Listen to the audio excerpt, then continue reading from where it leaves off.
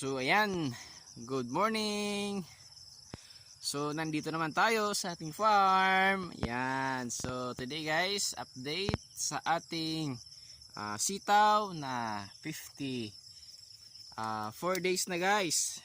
Ayan, so tignan nyo guys yung ating sitaw. So marami ng mga bulaklak na umuusbong. Ayan guys, so ayan, bulaklak. So ayan, thanks God sa blessings na ibinigay niya sa atin. Ayan, so yung ating tanim, so ayan, ay napakaganda. So maraming bulaklak, maraming mga sanga sa ilalim guys. Oh, ayan, so ayan, good morning pala sa mga farmers sa all over the Philippines. Ayan, yung mga farmers na tanim ng gulay, mais, palay. Ayan, so kaway-kaway dyan, hello. So nandito tayo sa ating farm mga ka-farmers. So update sa ating sitaw, 54 days na. So bukas guys ay 55 days. Ayan. So marami na guys yung mga sanga. Ayan, mga sanga sa ating sitaw. Ayan. So hello pala sa mga followers ko and viewers. Ayan, so thank you sa mga views na ibinigay nyo and sa mga suporta and yung mga followers natin. So ito na guys yung ating sitaw. Ayan, napakaganda guys. Oh, so marami ng bunga. Ayan, oh, yan guys. Oh, ayan, so napakaganda guys na ating sitaw. Ayan, thank you Lord sa blessings na ibigay mo. So ayan guys, hindi pa nag-apply tayo ng fertilizer. So bali konti-konti lang guys kasi kita naman natin na napakaganda yung ating sitaw. So ayan, so thank you sa mga nag-view. And so nagagalak po ako na mag-vlog ulit kasi na maraming nag-view sa ating mga vlog. Ayan, so ayan, ito na guys yung ating sitaw update. So hopefully, actually guys ay naka-harvest na tayo dito. So hindi pa marami. So konti-konti lang, merong 10 piraso kasi yung ating sitaw guys ay ito ay ating tinanim na noong tag-init. So yung pag-growth ng ating sitaw ay hindi talaga totally na lahat sila sabay. So meron talagang delay. Yan, so yung harvest natin kunti-kunti lang, 10, 20. So ngayon guys, ito talaga yung ating first harvest na makakuha tayo ng siguro mga 2 kilo, 3, 4. Ayan, so tingnan nyo man guys. Oh, bunga. Yan yung bunga. Yan, so bunga guys. Yan, so thank you Lord. Ayan, so hindi mo kami pinabayaan. Thank you. Ayan, so sarig lang tayo guys sa Panginoon. Ayan, so ayan mga bulak guys, maraming bulaklak. Ayan, ayan guys, so ayan yung bulaklak. So meron pang yung bubuyog guys na nagpo-pollinate ng ating mga bulaklak. So thank you sa mga bubuyog. Ayan, so pag wala sila, so hindi tayo guys makakakuha ng mga maraming bunga kasi sila yung nagpo-pollinate ng ating mga bulaklak. Ayan guys.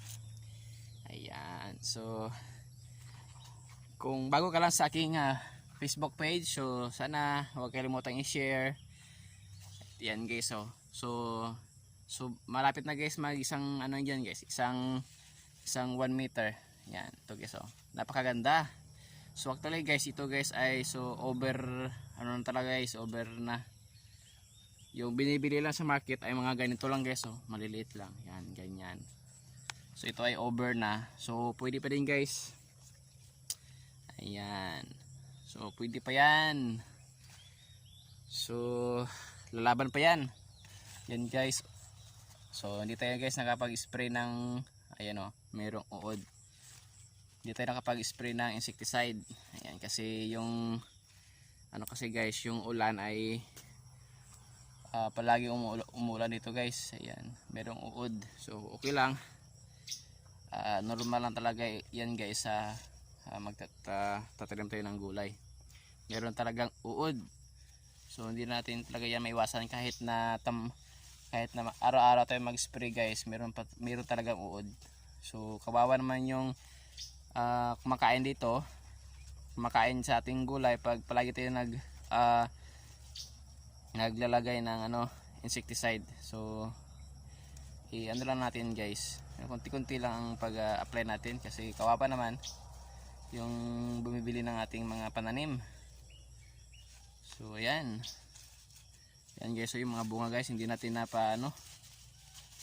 ayan guys, so hindi tayo nakapag dito sa ating sitawan kasi meron pa tayong may ibang ginagawa, pero okay lang.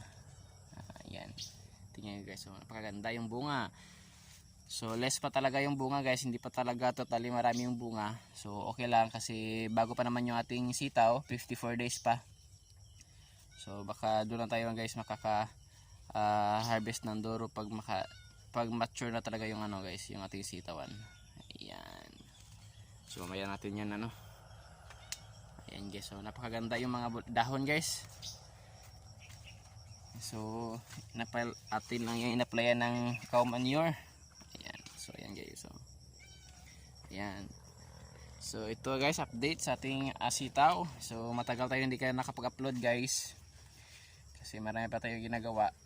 So pag may time, upload lang, gawa lang ng video, and then ipopost natin yan sa ating page, Router TV. Ayan, so follow me guys in my Facebook page. Ayan ayan. So ito po guys yung aking mga gawain dito sa bukid, tatanim ng gulay. So yan po yung ating content sa ating vlog.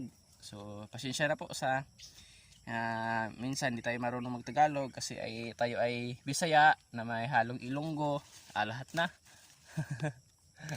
Ayan. So ayan guys, so napakarami yung bunga, tingnan nyo guys, so bunga. Ayan. Ayan guys, so tingnan nyo. So yan na yung mga bunga.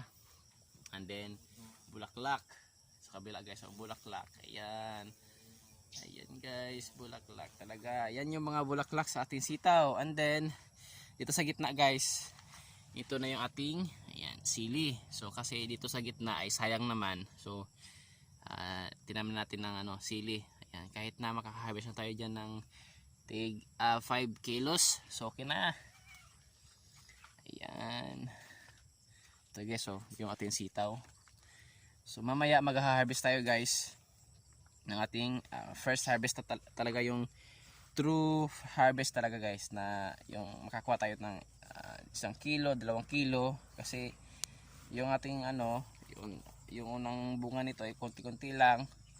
So pang talaga, pang ulam. Ayan yung bulaklak. Ayan guys, so hopefully with blessings with God, so sana i-bless na yan yung ating tanim.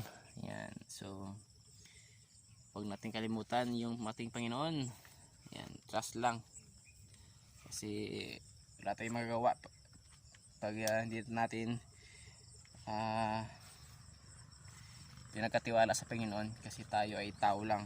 Ayan, so wala tayong kakayahan na magbigay ng ganito. Ayan, so ayan guys, so ayan guys, bulaklak.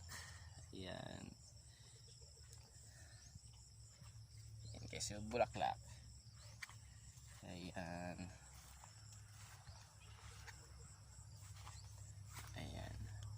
so yun lang guys yung ating vlog ngayon. So mamaya gagawa din ako ng vlog sa ating pag harvest.